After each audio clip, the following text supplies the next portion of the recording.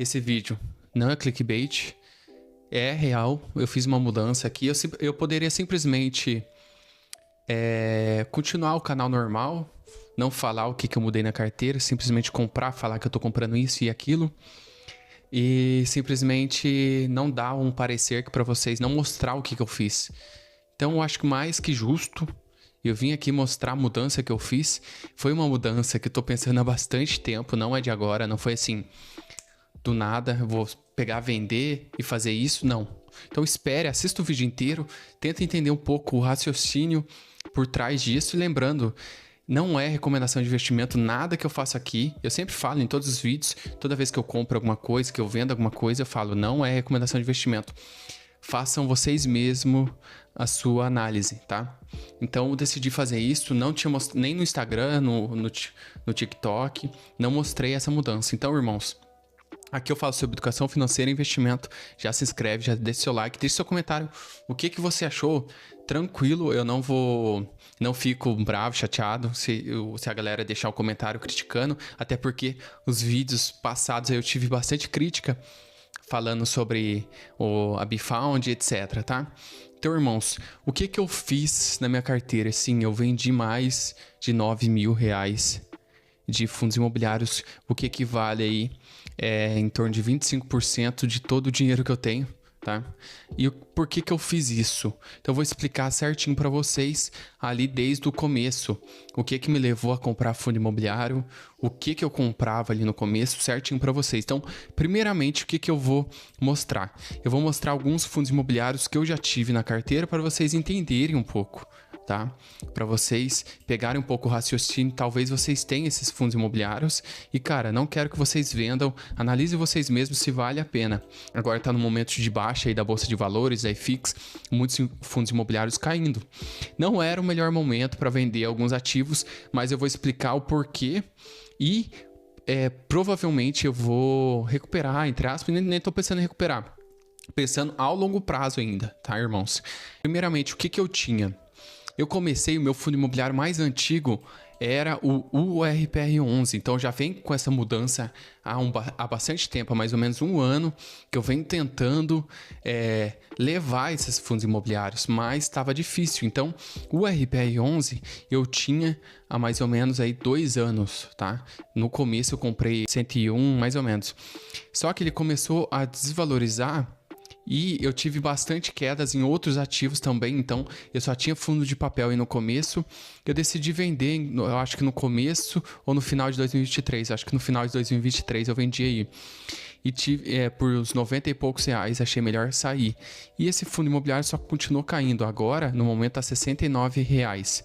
E o que eu percebia nesse fundo imobiliário? Ele continuava pagando dividendo, até que legal, ó. Quanto que ele tá pagando? R$1 de rendimento ainda? 95, e ele tá valendo 69. Por que caiu tanto mesmo pagando dividendo?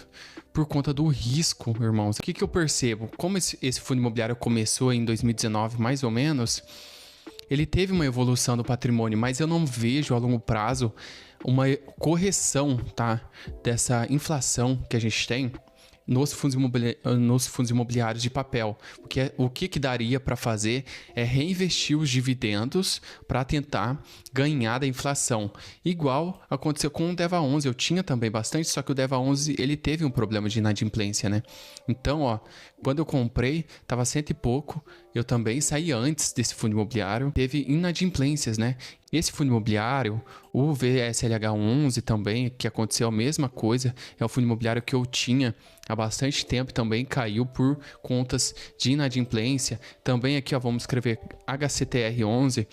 São exemplos que eu trouxe, que eu já tive na carteira, então eu sou a pessoa que passou por isso, tá? Eu comecei com fundo imobiliário de papel.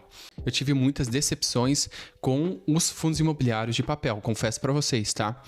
Com os fundos imobiliários em geral, tá? Mas em específicos de papel, eu tive muita decepção e consegui sair antes, novamente, de acontecer isso, tá? Então, eu previ que isso ia acontecer e não perdi tanto dinheiro, né? Eu saí em torno aí, se você tem tudo gravado aqui, se vocês procurarem, eu não lembro qual vídeo que eu tenho muito vídeo, mas eu acho que eu devo ter saído no valor de 80, 70 reais e agora tá 28. Então, quem continua aí acabou retendo aí praticamente o patrimônio. E o que eu decidi fazer então? Tem que mostrar o tanto de dividendo que eu recebi.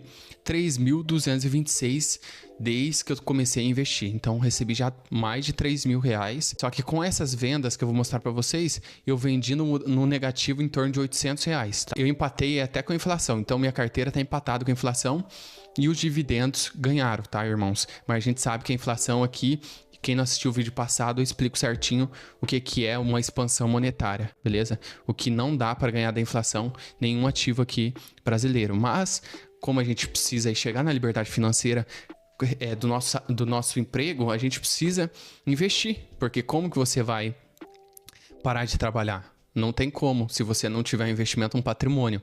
Então, por isso, eu recebi mais de 3 mil reais. Então, eu vendi aqui o Kiso 11, tá? 234, tava um pouquinho negativo, tá? Não lembro o quanto que era, mas em torno de 20 e poucos reais. Eu vou mostrar qual tava mais negativo aqui na minha carteira. XP SF11 eu vendi no valor de 6,83. Meu preço médio tava em torno de 7 e pouco, então perdi um pouquinho também aí do XP SF11. O que tava mais negativo foi o CPTS11, irmãos, em torno de 30 centavos aí, mais ou menos negativo. Então decidi sair do CPTS11, não por conta dessa negatividade, mas foi por conta que eu quero mais na minha carteira fundos de papel e fundos que investem em fundos de papel.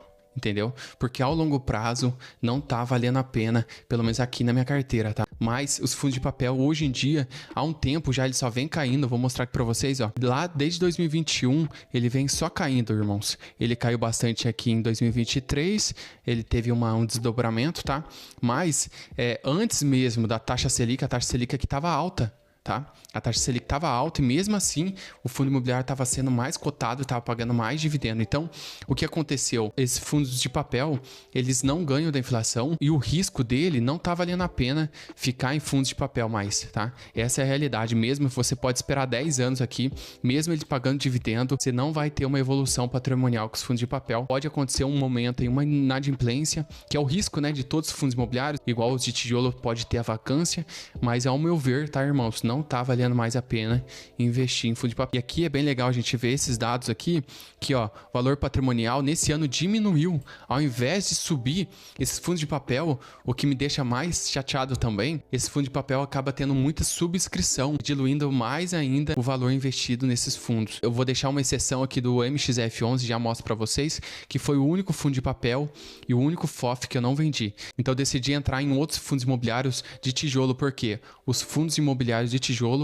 têm os imóveis como proteção. Então eu vi muitas oportunidades nos fundos de tijolo no momento. Então eu decidi sair desses fundos de papéis e entrar em os fundos de tijolo. Então qual eu entrei? HGBS11, XPLG11, o ALZR11 é o fundo menos descontado, ó, tá com o preço sobre o VP de 0,98, tá? Tem bastante cotista aqui. Ao longo prazo, ele vem pagando dividendo aí praticamente igual, né? Teve um pico em 2022, mas ele vendeu o imóvel, se não me engano. Patrimônio líquido sempre aumentando dos fundos imobiliários de tijolo. Tá? Então, no começo a gente pensa muito nos dividendos, mas a gente tem que pensar aí na proteção também, está entrando em renda variável, né? Tem risco sim de vacância, mas ó, os fundos de tijolo, todos os exemplos que eu vejo aqui, ó, do XPLG11 também. Vamos olhar aqui a evolução patrimonial desse fundo. Sempre subindo aqui, ó, a evolução patrimonial. Porque todo ano ele faz uma correção aí dos seus imóveis e começa a valer mais. Ao longo prazo, no meu ver, vale muito mais a pena investir em fundos imobiliários de tijolo do que os fundos imobiliários de papel, irmãos. E a diferença de pagamento não é tão distante, tá? Não tem hoje em dia nenhum fundo imobiliário que pague aí 13, 14% e aqueles que pagam são muito arriscados. O que acaba acontecendo muito é essas taxas absurdas aí dos gestores. Cada vez mais eles querem fazer subscrição, então ganhando muito dinheiro aí, e a rentabilidade cotista só vem a cair. Então, irmão, eu acho que agora a gente está no melhor momento de comprar fundo de tijolo. Então, o único fundo imobiliário de papel que eu deixei aqui na carteira de papel, entre aspas, né? É um híbrido, foi o MXRF11, porque é um fundo imobiliário que tem muitos e muitos anos aí. Eu consegui comprar um pouquinho e vem com uma evolução patrimonial. De 2023 para 2024 aumentou muito, muito mesmo o patrimônio.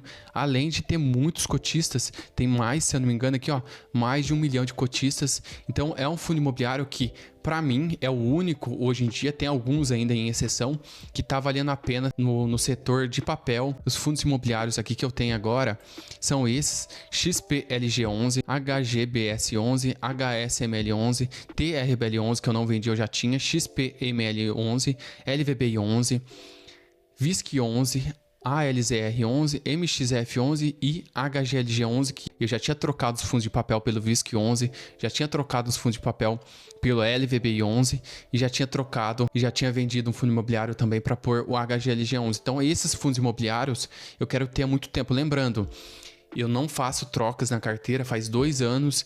Eu investi e vi que não estava valendo a pena nesses fundos imobiliários, tá? Deixa o comentário de vocês, o que vocês acham. Se essa movimentação que eu fiz não foi tão inteligente, tá? Vender agora na baixa. Alguns fundos imobiliários que eu vendi tava assim, não vou mentir para vocês, tava abaixo aí do meu preço médio. Porém, esses fundos imobiliários também estão bem descontados. E comprar os 10 fundos imobiliários, diversificar também, né? Esses fundos imobiliários de tijolo, que na hora que a taxa Selic novamente cair, esses fundos imobiliários aí vão subir. Uma novidade que eu tenho aqui também para vocês é que agora eu tenho Bitcoin, irmãos. Esse XRP aqui eu só comprei um pouquinho para testar, tá? Mas o Bitcoin aqui eu vou deixar 1% da minha carteira. No momento eu tenho aqui então 25 dólares, 24 dólares aí em Bitcoin, tá? Dá em torno de 100 reais no momento. Próximo mês eu já deixo aí pelo menos 1% do meu patrimônio total em Bitcoin, que é uma reserva de valor.